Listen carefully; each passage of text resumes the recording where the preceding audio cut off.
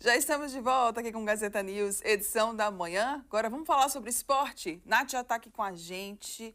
Infelizmente não deu, né, para o nosso representante alagoano ontem, Nath. É sobre isso que a gente começa falando, né? Bom dia. Muito bom dia, Mara. Muito bom dia a você que já está acompanhando mais um Gazeta News manhã. Agora a gente vai falar de esporte. Como você muito bem disse, a gente vai começar com esse primeiro assunto, que ontem a gente trouxe aqui, que a gente ia ter representante alagoano, representando Alagoas aí na Copa do Nordeste, na última quarta-feira, na noite de ontem, aqui no Estádio Rei Pelé. Um jogo que era importantíssimo, que eu frisei ontem, que ia ser um desafio para o CSA. Né, o CSA jogou ontem contra a equipe do Bahia. O Bahia que não veio com seu time titular. A gente já vai dar uma olhadinha nos gols. Inclusive, esse foi o primeiro gol do Bahia e a gente consegue perceber a desorganização do CSA. A gente vê aqui o atleta do Bahia, o primeiro gol foi do Iago.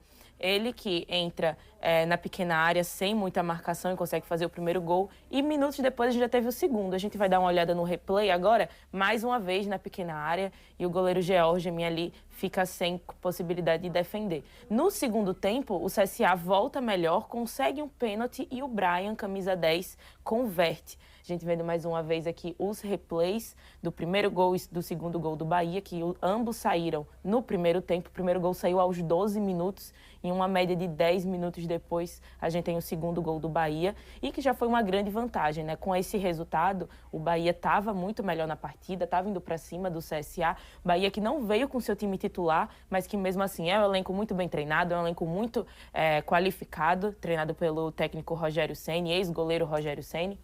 E aí, apesar do CSA fazer mudanças no intervalo para tentar ainda sair com resultado melhor, né, quem sabe em busca de um empate e até uma vitória, o CSA, mesmo com as mudanças, não consegue melhorar 100%, consegue equilibrar a partida. Essa foi a verdade. O CSA equilibra até certo ponto, começa assim a pressionar a equipe do Bahia, e é numa dessas jogadas de pressão que a gente tem o pênalti, foi sofrido pelo CSA, foi convertido pelo Brian. O time azulino ainda tentou, né, um possível empate, mas realmente foi parado na qualificada equipe reserva do Bahia e saiu com essa derrota, a primeira derrota do CSA na temporada dentro do Estádio Rei Pelé e a segunda derrota na Copa do Nordeste. A gente vai dar uma olhadinha agora nos outros resultados de ontem, né? Que além do jogo do CSA, a gente teve mais jogos da Copa do Nordeste. Foram ao todo 5 jogos, então a gente vai dar uma olhadinha também. Jogos esses que movimentaram muito a tabela, né? A gente teve aqui, ó, o primeiro jogo, além de CSA e Bahia, esses dois jogos foram no mesmo horário, às 7 horas, a gente teve a vitória do Vitória para cima do Sport. Essa que foi a briga pela liderança do Grupo A. Então, Vitória saiu na frente, era o segundo colocado, já deu uma maior movimentada ali na tabela do Grupo A. A gente também teve a vitória do Ceará para cima da Juazeirense, a vitória do Confiança para cima do Sampaio Corrêa, a surpreendente vitória do Souza, que até então era o lanterna do Grupo A, que venceu o gigante Fortaleza. Souza jogando dentro de casa, abriu o marcador, o Fortaleza foi lá empatar e no final o Souza ainda virou essa partida, garantindo aí uma vitória e 3 pontos importantes. Todos esses jogos aconteceram na noite de ontem e hoje a gente tem mais um jogo ainda por essa sexta rodada. A gente tem a equipe do Altos que vai estar recebendo o Motoclube às 7 horas lá no Albertão, e esse jogo é pelo Grupo A. E a gente estava falando exatamente disso ontem, né? Sobre essas movimentações, de como é que ia ficar essa tabela após a rodada de jogos de ontem. Vamos então dar uma olhadinha, né, Nath? Agora para você trazer para a gente a sua análise dessa tabela aí da Copa do Nordeste. Vamos colocar aqui na tela, por favor. Olha aí, ó, então. Olha ela aqui com muitas mudanças a tabela. Muitas mudanças. Muitas mudanças. A gente trouxe a tabela ontem e a gente comentou que a gente já estava prevendo aí várias alterações. Dito e feito, acertamos, Mara, porque a gente teve muitas mudanças aqui. Vamos olhar primeiro no Grupo A, que a gente tem jogo desse grupo hoje, vai ter jogo deles amanhã também. A gente tem a mudança na liderança, né? Como eu falei, Vitória e Sport se enfrentaram ontem. Vitória venceu, assumindo aí a primeira colocação do Grupo A. Vitória que foi para 14 pontos, já abre uma grande distância, e sabendo que tem apenas mais uma rodada para finalizar, Vitória já está matematicamente classificado. né? Só tem mais uma rodada. Então, é como a gente tem o CRB, que atualmente é o 5º colocado, tá apenas com 6 pontos, o CRB ainda joga nessa rodada. Mas o máximo que o CRB pode ir nessa rodada é até a 9. Né? Fazendo aí a matemática, faltando mais um jogo, o CRB, mesmo se vencer esses 2 jogos, ele não chegaria a ultrapassar. Então, a gente já tem o Vitória aí matematicamente classificado. Seguindo em segundo lugar, decaindo uma posição, o Sport com 12 pontos. Fortaleza, mesmo com a derrota, permanece na zona de classificação em terceiro lugar com 9 pontos. E o Souza, que com a vitória para cima do Fortaleza, ocupou o lugar que pertencia ao Clube de Regatas Brasil. Souza em quarto lugar com 6 pontos. Também com 6 pontos empatado, a gente tem o CRB. Em sexto, o Altos. Em sétimo, o Motoclube, e fechando o Grupo A, a gente tem a equipe do Ferroviário. Então, no Grupo A, já teve grandes movimentações aí. Foi time saindo da zona de classificação, foi time entrando na zona de classificação, foi a liderança mudando. Então, uma pequena rodada pode fazer todas essas mudanças aí na Copa do Nordeste. Pois é, foi Lanterna ganhando, né? Olha, foi realmente surpreendente. E aqui no Grupo B, hein, Nath, a gente também viu mudanças, né? Principalmente aqui, olha, no primeiro e no segundo lugar. Exatamente, como a gente viu também que aconteceu no Grupo A, acontece a mesma coisa no Grupo B. A gente tem a mudança aí da liderança, com a vitória do Bahia para cima do CSA ontem. O Bahia volta a ocupar a primeira colocação do grupo com 10 pontos e também está empatado com o CSA. A diferença entre essas equipes, a gente consegue ver ali na tabela, é exatamente pelo saldo de gols. Né, o saldo de gols do Bahia é maior, então ocupa aí a primeira posição. E ainda vale destacar, o Bahia tem 2 partidas atrasadas. Então, o Bahia ainda pode consagrar mais a sua liderança aí no Grupo B. Esses jogos que ainda vão ser marcados aí pela CBF para poder finalizar nessa fase de grupos de uma vez por todas da Copa do Nordeste. Mas seguindo no Grupo B, a gente tem o CSA com 10 pontos na segunda colocação, seguido pelo Ceará, que também venceu ontem, também empatou aí a pontuação com o CSA, Ceará também com 10 pontos. Fechando a zona de classificação, a gente tem a equipe do Náutico com 8 pontos na quarta colocação. Terminando o Grupo B, a gente tem o Confiança com 7 pontos, o América de Natal também com 7 pontos, a Juazeirense com 6 pontos e o Sampaio Corrêa, lanterna do Grupo B, com 2 pontos. Então, quando a gente para analisar aqui essas tabelas, a gente vê muita proximidade, né? Então, a gente está indo aí para um finalzinho de sexta rodada, que a gente tem apenas mais 2 jogos, como eu comentei. Hoje, Altos e Motoclube se enfrentam. Amanhã a gente tem CRB e Ferroviário, ambos os jogos pelo Grupo A. Então, a gente vai ter agora a finalização dessa sexta rodada e a gente percebe que, mesmo com esses 2 jogos faltando, a gente vê uma proximidade muito grande do terceiro e do quarto colocado, que ainda ocupa essa zona de classificação, tanto de Grupo A, tanto de Grupo B, como o quinto, sexto e até o sétimo. Então, a gente tem já essa promessa e, juntamente com a expectativa, de que a gente vai ter um finalzinho aí de Copa do Nordeste, esse finalzinho de fase de grupos com muita emoção e muito clube chegando até a última rodada com chance de se classificar. Pois é, né? Vamos torcer por Alagoas, né? Que Alagoas aí mantenha os seus representantes. Bem, fechamos então a Copa do Nordeste e agora a gente traz informações sobre as eliminatórias da Copa do Mundo.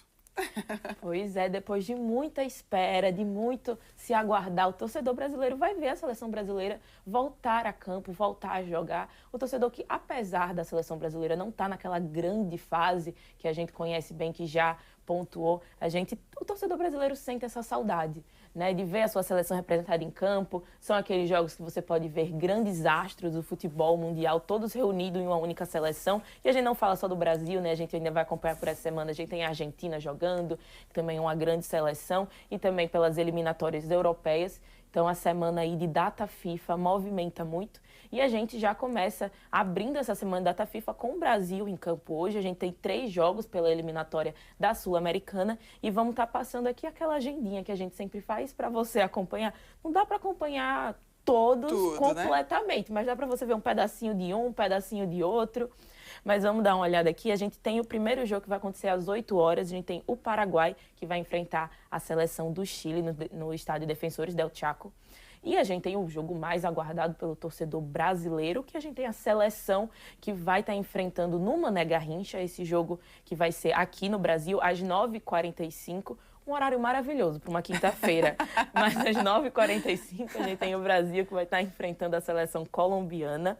E para finalizar os jogos de hoje, das eliminatórias sul-americanas, a gente tem às 10h30 no Estádio Nacional de Lima. A gente vai ter o Peru, que vai estar enfrentando a Bolívia. Pois é, né? Será aí, então, que a gente vai ter um resultado positivo para nossa seleção? A gente está precisando disso, né? Então, vamos torcer, é o que nos resta. E agora, a gente confere o quê? A tabela? Isso, a gente vai dar uma conferida na tabela que a gente até consegue puxar mais discussões sobre esse ponto importante que você levantou, Mara, sobre o que esperar dessa seleção brasileira. A gente olha aqui na tabela, essa última tabela, né, atualizada, a gente tem a zona de classificação para a próxima Copa do Mundo que ela aumentou, né? Antes a gente tinha apenas 4 clubes classificados e aí o quinto colocado, no caso, ele iria para essa grande seletiva, né, essa seletiva mundial, para garantir mais uma vaga, mas para essa próxima Copa de 2026 a gente tem um aumento aqui dessa classificação, né, dos times que vão estar disputando. Então, isso foi muito bom para o Brasil, porque o Brasil atualmente Realmente, ocupa né? a 5ª posição. Então, passando para você aqui as colocações, tem a Argentina liderando, seguida do Uruguai. Argentina e Uruguai que ainda tem uma grande diferença, né? Então, a gente vê a liderança ali consolidada da Argentina com 25 pontos, o Uruguai segue com 20, o Equador em terceiro colocado bem próximozinho com 19 pontos. Também com 19 pontos a gente tem a seleção da Colômbia, seguida pelo Brasil, que tem 18 pontos. E fechando essa zona de classificação, a gente tem o Paraguai com 17 pontos. Em sétimo colocado, a gente tem a Bolívia, que está nessa posição com uma corzinha diferente, que é exatamente para destacar que o sétimo colocado ele ainda vai para essa rodada de... Não a rodada, mas vai para uma seletiva e ainda em busca de uma vaga para a Copa do Mundo. E finalizando a tabela da eliminatória, a gente tem a Venezuela com 12 pontos em 8º colocado, o Chile com 9 pontos em 9º e fechando em 10º, lanterna da tabela, o Peru com apenas 7 pontos. Pois é, né? Em outros tempos a gente veria o Brasil ali em primeiro, segundo, né? Quando a gente estava numa fase ruim. Mas parece que a fase ruim chegou e a gente não está conseguindo se destacar muito, né? Vamos ver se isso muda, esse cenário muda, né, Nath? Vamos torcer, então, e aguardar a partida de hoje, então. Amanhã a Nath vem e traz para a gente todos os destaques. Mudando agora um pouquinho, né? Vamos sair do futebol, vamos falar sobre basquete e NBA, Nath. Quais que são os destaques hoje? NBA, Mara, que a gente teve rodada cheia do basquete. Se ontem a gente teve apenas 4 jogos, hoje a gente traz 11 jogos para aí o torcedor acompanhar pouquinhos, coisa pouca. Deu para acompanhar todos. Deu para acompanhar, se organizar, dá para assistir todos os jogos. Dá para ver tudo. Vamos dar uma passada nos resultados dos jogos, que foi uma rodada cheia da NBA, como eu muito bem falei, uma rodada de muita emoção. A gente teve o primeiro jogo, a vitória dos Pistons para cima dos Heat. A gente teve a vitória dos Pelicans para cima dos Timberwolves, os Pacers, que venceram os Mavericks, os Spurs, que surpreendentemente, na minha opinião, venceram a equipe do Knicks e foi até com uma diferença aí boa de pontos, né? Uma surpresa também. A NBA cheia de surpresas. A gente teve o Jazz, que venceu os Wizards, os Rockets vencendo o Magic, os Cavaliers, que venceram o Sacramento Kings, desculpa, o Suns, que venceu a equipe do Chicago Bulls, os 76ers, que acabou sendo derrotado pelo Thunders, os Lakers, que venceram os Nuggets, e os Blazers vencendo os Grizzlies aí por uma grande diferença também, movimentando bastante essa classificação da NBA. E como eu sempre falo, o NBA é uma caixinha de surpresas. E chegando esses momentos aí quase perto dos playoffs, vai dando aquela emoção em cada jogo. Vai trazendo mais gás, né, aí para todo mundo. Muito bem, passamos então os resultados da NBA. Agora a gente fala sobre tênis e o nosso representante queridinho do momento, João Fonseca. Pois é, vamos falar de João Fonseca. Acho que todo dia a gente tá falando de João Fonseca. Mas ele merece, né? A agenda do João Fonseca não para. Eu tô impressionada com a agenda do João Fonseca. João Fonseca que não para. Ontem a gente pontuou aqui no Gazeta News, edição manhã, que o João Fonseca já ia começar, já ia ter a sua estreia no Open de Miami e que ele também estava só aguardando saber o horário, como é que ia funcionar datas e que ele também já tinha adversário, né? E foi definido. João Fonseca estreia hoje, vai estar entrando em quadra às 8 horas da noite e ele vai enfrentar o Lernetin. A gente também tinha passado isso ontem. E o Lernetin, ele tem apenas 19 anos, um ano mais velho que o João Fonseca. Esses dois atletas que já se enfrentaram anteriormente e deu João Fonseca no passado. Então, quem sabe hoje, às 8 horas da noite, João Fonseca de volta em quadra pelo Miami Open, que vai dar Brasil mais uma vez. E como a gente sempre faz, já virou um ritual, mandando as nossas boas energias para o João Fonseca, para ele seguir representando o Brasil. Vamos torcer, né? Vamos torcer. Nath, brigadão pela sua participação aqui mais uma vez. Amanhã você retorna para a gente fechar a semana. Vai ter jogo, né? Vai ter aí Alagoano no campo. A gente também vai trazer todas as informações para você. Então, amanhã, Nath, de volta aqui. Obrigada mais uma vez, tá? Bom dia. Obrigada a você, Mara. Um ótimo dia para você, um ótimo dia a todos que acompanharam mais um Gazeta News e edição manhã. E amanhã eu estou de volta para trazer todos esses resultados e fazer aquela agendinha de toda sexta-feira que a gente sempre faz. Muito bom. Obrigada mais uma vez, tá? Olha, a gente vai continuar aqui